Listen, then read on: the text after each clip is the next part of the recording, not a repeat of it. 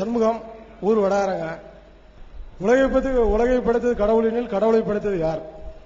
அதாவது உலகை படைத்தது கடவுள் என்று சொல்றீங்க, கடவுளை படைத்தது யார் தான் அவருடைய கேள்வி. முதல்ல எந்த ஒரு கேள்விக்குமே ஒரு முடிவு வந்து நிக்கணும். கடவுளை படைத்தது யாருன்னு சொல்லி ஒரு ஆளை சொன்னு வைங்க, அவரை படைச்சது யாருன்னு இன்னொரு கேள்வி இருக்கும். அவரை சொன்ன கூட என்ன செய்வோம், அவரை படைச்சது யாரு, இதுக்கு வந்து முடிவே கிடையாதுங்க. எல்லாமே ஒரு எண்டுல வந்து நிக்கணும். இப்ப கடவுளை பற்றி நம்ம முடிவெடுத்ததுக்கு காரணம் என்னன்னு சொன்னா, கடவுள் இருக்கிறாரு அப்படின்னு முடிவெடுக்கிறதுக்கு என்ன காரணம்? சில பேர் சொல்லுவாங்க நம்ம கடவுளை பார்த்தோமா, பார்க்கல, நீங்கள் பார்க்கல, நான் பார்க்கல, எந்த மதத்தினுடைய ஞானிகளும் பார்க்க கிடையாது. இப்ப கடவுளை பார்க்காம இருக்கும், அவர் பேசுனதை காதல கேட்டோமா, இல்ல. அப்ப கடவுளை நம்ம பார்த்ததும் கிடையாது, அவர் பேச்ச கேட்டதும் கிடையாது, அவரை தொட்டு பார்த்ததும் கிடையாது. அப்ப எப்படி போய் கடவுள் இருக்குன்னு நினைக்கிறீங்க என்கிற ஒரு கேள்வியின் வெளிப்பாடாகத்தான் இந்த கடவுள் இல்லை என்று சொல்வதற்கு இந்த கேள்வி கேட்பாங்க. கடவுள் இருக்குங்கிறீங்கல்ல, அப்ப கடவுள் இருக்குன்னு சொன்னா அப்ப அதை படைச்சது யாரு அப்படின்னு கேட்பாங்க. சரி, இதை விட்டுருவோம், பேச்சு விட்டுருவோம், கடவுள் இல்ல வச்சுக்கிறோமே. கடவுள் இல்லைன்னா எப்படி இந்த உலகம் உண்டானது அப்படின்னு சொன்னா அதுக்கு என்ன சொல்லுவாங்கன்னா, ஒரே ஒரு செல் பிராணி இருந்தது, அது வந்து 2 செல்லா மாறியது, அது அப்படியே நிறைய விருத்தியானது அப்படின்னு சொல்லிக்கிட்டே வருவாங்க. அப்ப கடவுள் இல்லைன்ற கருத்து பிரகாரமும் அந்த ஒரு செல் பிராணி ஒண்ணே இருந்துச்சு, அது எப்படி இருந்துச்சு? கடவுள் இருக்குங்கும் போது கேட்கிற அதே கேள்விய கடவுள் இல்லைங்கிறவங்க ஒரு துவக்கம் சொல்லணும்ல. கடவுள் இல்லைங்கிறவங்களும் உலகத்துக்கு ஒரு துவக்கத்தை சொல்லுவாங்க. தண்ணியில இருந்து உலகம் வச்சு, தண்ணி யார் படைச்சா சொல்லணும் முதல்ல, தண்ணி எப்படி வந்துச்சுன்னு வருமா இல்லையா? எதையாவது ஃபர்ஸ்டா சொல்லுவாங்களா இல்லையா? கடவுள் இல்லைங்கிறவங்கள என்ன செய்வாங்கன்னு கேட்டா, மனுஷன் குரங்குல இருந்து வந்தா, சரிப்பா குரங்கு எதுல இருந்து வந்துச்சு, குரங்கு பள்ளியில இருந்து வந்துச்சு, சரி பள்ளி எதுல இருந்து வந்துச்சு, அது அப்படி சொல்லிக்கிட்டே போய் கடைசியில எதையாவது ஒண்ணு ஸ்டார்டிங்ல சொல்லுவாங்கல்ல, அதுக்கு மேல அவங்க போக இயலாது. அப்ப நம்ம திருப்பி கேட்போம், இதை படைச்சது யார், இது எப்படி வந்துச்சு, இது எதுல இருந்து, இதுதான் ஃபர்ஸ்ட்ங்கிறான். ஏதாவது ஒன்று ஃபர்ஸ்ட் சொல்லணும்ல. எதை இவர்கள் ஃபர்ஸ்ட் என்று சொல்லி விடுகிறார்களோ அந்த ஃபர்ஸ்ட்ல நம்ம கேள்வி கேட்போம், இதுக்கு முந்தினது எது, இது எதிலிருந்து வந்தது? மனுஷன் குரங்குல இருந்து வந்தா ஆன்சர் பண்ணீங்கல்லப்பா, இந்த அணுவை அது சொல்லி பார்ப்போம். இப்ப கடவுள் இருக்குங்கிறவன் எந்த கேள்விக்கு பதில் சொல்ல முடியாம நிக்கிறானோ, கடவுள் இல்லைங்கிறவனும் அதே மாதிரி கேள்விக்கு பதில் சொல்ல முடியாம நிக்கிறான். அதனால இது வந்து கடவுள் இல்லை என்ற ஒரு வாதத்திற்கு உரிய பதிலாக ஆகாது. அப்ப கடவுள் இருக்கிற நம்ம எப்படி முடிவு பண்றோம் அப்படின்னு சொன்னா, நாம வந்து பகுத்தறிவுவாதிகள். பகுத்தறிவுனா என்ன தெரியுமா? கண்ணால பாக்குறத மட்டும் நம்புறதுக்கு பேர் பகுத்தறிவு இல்ல. கண்ணால நாய் பண்ணிலாம் தான் பாக்குது, பார்த்து அதை கண்டுபிடிக்குது, இவன் தான் நம்முடைய எஜமான், கண்டுபிடிக்குதா இல்லையா? இதான் நம்முடைய வீடுன்னு கரெக்டா நாய் வந்துருதா இல்லையா? இதான் நம்ம சாப்பிடறதுக்குரிய பொருள், இது நம்ம சாப்பிடுற பொருள் இல்லைன்னு சொல்லி ஆடு மாடு கழுத குதிரை எல்லாம் கண்டுபிடிக்குதா இல்லையா? அப்ப பார்த்து நம்புதல் என்பது எல்லா ஜீவனுக்கும் இருக்கிறது. பார்த்ததை தான் நம்புனா அதுக்கு ஒரு மனுஷனா இருக்கு தேவை, மிருகமா இருந்துட்டு போயிடலாம். பார்த்ததுக்கு மேல நம்புறமே, மூளை இருக்குத சிந்திக்கிறமே, அந்த சிந்தித்து நம்புற ஒரு தன்மையினாலதான் நம்ம வந்து மிருகங்களை விட சிறந்து விளங்குகிறோம். அப்ப நம்ம என்ன முடிவுக்கு வரக்கூடாது, நான் பார்த்தா தான் நம்புவேன். இந்த மைக் இருக்குது, மைக்க பாக்குறீங்க, மைக்க படைச்சவனை பாத்தீங்களா? இல்ல. ஆனா இது கண்டிப்பா ஒருத்தன் செஞ்சிருப்பான்னு நம்புறீங்க. ஆனா நம்ம எதை பார்க்கல, இந்த மைக்க ஒருத்தன் செஞ்சுதானே இருப்பான், இந்த போடியத்தை எவனா செஞ்சுதானே இருப்பான், போடியம் இருக்கு நம்புறோம். இந்த போடியம் எப்படி வந்தது, ஒருத்தன் செஞ்சான், அவனை பாத்தியா, அளவு செஞ்சதையாவது பாத்தியா கேப்பமா? இது நம்ம என்ன முடிவு சொல்றோம், இது ஒரு பொருள் உண்டாகிறதா இருந்தால் எவனாச்சும் செய்யணும் அப்படின்னு ஒரு நிலையை வந்து நம்பி ஏத்திக்கிட்டு இருக்கோம். இதுதான் பகுத்தறிவுங்கிறது. இதை பார்த்து விட்டு செஞ்சவன் இருக்கிறான் நம்புனீங்களே, அதுக்கு பேர் பகுத்தறிவு. இந்த பில்டிங்கை பார்த்து, நாய் பார்த்தா பில்டிங்கை மட்டும் தான் பார்க்கும், நம்ம என்ன பார்ப்போம், இதுக்கு பின்னாடி உள்ள தொழில்நுட்பத்தையும் அந்த தொழில்நுட்பத்துக்கு சொந்தக்காரன் இருப்பான அவனுடைய அறிவையும் திறமையும் சேர்த்து நம்ம இதில் பார்ப்பான் இல்லையா? அதுதான் பகுத்தறிவு என்பது. ஒரு புகை வருது என்று சொன்னால் அந்த புகைக்கு கீழே ஒரு பெரிய நெருப்பு பத்தி எரியுதுன்னு இங்க இருந்து சொல்ல முடியும். நெருப்பை நம்ம பார்க்க மாட்டோம், நம்ம பார்ப்பது புகையைத்தான் பார்ப்போம். தூரத்துல பயங்கரமான புகை வந்தா நம்ம என்ன செய்வோம், புகைன்னு கத்த மாட்டோம், நெருப்புன்னு கத்துவோம். எங்கடா நெருப்பு பாத்தியா, அட புகை இருந்தா கீழே நெருப்பு தானப்பா இருக்கு, நெருப்பு இல்லாமையா புகைன்னு கேட்பமா இல்லையா? அந்த அடிப்படையில தான் நம்ம என்ன நினைக்கிறோம், இந்த அண்ட சராசரங்களை பார்க்கிறோம், அதுல உள்ள ஒவ்வொரு திட்டமிடுதலையும் பார்க்கிறோம், அதுல உள்ள ஒவ்வொரு நுணுக்கத்தையும் பார்க்கிறோம், இதுல உள்ள ஒவ்வொரு திறமையையும் ஒவ்வொரு சீரான அமைப்புகளையும் பார்க்கிறோம். பார்த்தா இது வந்து பயங்கரமான ஒரு நாலேஜ் உள்ள ஒருத்தன் தான் இதை செஞ்சிருக்க முடியுமே தவிர இது வந்து தன்னிச்சையா உண்டாயிருக்க முடியாது. இப்ப ஒரு உருண்டை எடுத்துக்கிறேன், ஒரு உருண்டை களிமண் உருண்டை எடுத்துக்கிட்டு தூக்கி வேகமா எரிகிறேன். எரிஞ்சா அது எப்படி என்ன மாதிரி உடையும் யாருக்கா சொல்ல முடியுமா? ஒரு துண்டு இப்படி இருக்கும், ஒரு துண்டு இப்படி இருக்கும், ஒரு துண்டு இப்படி இருக்கும், ஒன்னு உலகான இருக்கு. இப்படித்தான் அது துண்டு துண்டா உடையும். எந்த ஒரு ஒழுங்கலையும் இருக்காது.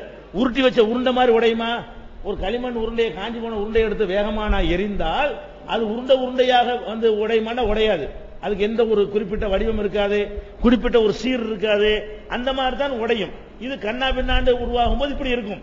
இந்த உலகத்தை நீங்க எடுத்து பாத்தீங்கன்னு சொன்னா கண்ணா பின்னாண்டு செதறி போன மாதிரி அதுவா உண்டாக்கிட்ட மாதிரி இருக்குதா? ஒரு பயங்கரமான ஒரு அறிவாளி இருந்து உருவாக்கினால் எப்படி இருக்குமோ அந்த நுணுக்கங்கள் அதில் வெளிப்படுகிறதா? வெளிப்படுகிறது. எப்படி வெளிப்படுகிறது? இப்ப நம்ம இன்னைக்கு வந்து எத்தனை மணிக்கு சூரியன் கடையநல்லூர்ல மறையும்? இன்றைய தேதியில கடையநல்லூர்ல சூரியன் மறைவு எத்தனைக்குன்னு இப்ப சொல்ல முடியும். இன்றைக்கு மட்டும் உங்களுக்கு சொல்ல முடியாது. இப்ப நம்ம இருக்கிற 2009, 3009 இதே தேதியில சூரியன் எத்தனை மணிக்கு கடையநல்லூர்ல மறையும் இன்னைக்கு எனக்கு சொல்ல முடியும். 2009 இருக்கக்கூடிய நம்ம இன்னொரு 1000 வருஷம் கழிச்சு இதே நாளில் சூரியன் எத்தனை மணிக்கு மறையும், இந்த ஊரில் எத்தனை மணிக்கு மறையும், மதுரையில் எத்தனை மணிக்கு மறையும், சென்னையில் எத்தனை மணிக்கு மறையும் சொல்ல முடியுமா? முடியாதா? இன்றைக்கு சொல்ல முடியும். ஏன் சொல்ல முடியுது? ஒழுங்கா இருந்தா தான் சொல்ல முடியும். கண்ணா பின்னாண்டு அது இயங்கிக் கொண்டிருந்தால் உங்களுக்கு கணித்து சொல்ல முடியாது. எதற்கு நமக்கு சொல்ல முடியுது என்று சொன்னால் சூரியனுடைய சுழற்சிக்கு ஒரு அளவு இருக்கிறது, அதை சுத்தி வரக்கூடிய பூமியுடைய சுழற்சிக்கு ஒரு அளவு இருக்கிறது, பூமி தன்னைத்தானே சுத்தி கொள்ளுகிறது அதுக்கு ஒரு அளவு இருக்கிறது, பூமியை சுத்தி கொண்டு வரக்கூடிய சந்திரன் இருக்கிறது அதுக்கு ஒரு அளவு இருக்கிறது, சூரியன் வேகமாக இந்த பூமியையும் சந்திரனையும் கோள்களையும் இழுத்து கொண்டு ஓடுகிறது அந்த ஓட்டத்திற்கு ஒரு அளவு இருக்கிறது.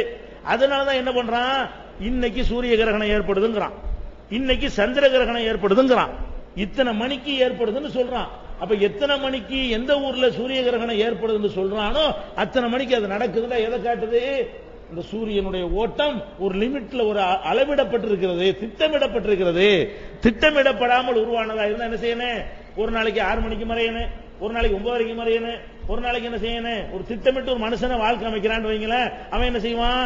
சொல்லி வச்ச மாதிரி 6 மணிக்கு எந்திரிப்பான், 7 மணிக்கு குளிப்பான், 8 மணிக்கு வண்டி எடுப்பான், 9 மணிக்கு ஆபீஸ்ல இருப்பான், மத்தியானம் 2 மணிக்கு சாப்பிடுவான், 3 மணிக்கு மறுபடியும் டேபிள்ல உட்காருவான், 6 மணிக்கு வர வீட்டுக்கு வந்துடும். இவன் யாரு? திட்டமிட்டபடி வாழ்றவன். திட்டமிடாதவன் என்ன செய்வான்? காலைல 10 மணிக்கு ஒரு நாளைக்கு எந்திரிப்பான், ஒரு நாளைக்கு 11 மணிக்கு எந்திரிப்பான், ஒரு நாளைக்கு ராத்திரி பூரா முடிச்சிட்டு இருப்பான். இவனுக்கு எந்த ஒரு ஒழுங்கும் இருக்காது. அப்ப உலகம் வந்து இந்த திட்டமிடாத ஒருத்தன் வாழ்வான அந்த மாதிரி இருக்கிறதா, திட்டமிட்டு வாழ்ற மாதிரி இருக்குதா? அதுக்கு உதாரணமா நான் பல தடவை அடிக்கடி நான் சொல்லுவேன், குறிப்பிடுவேன்.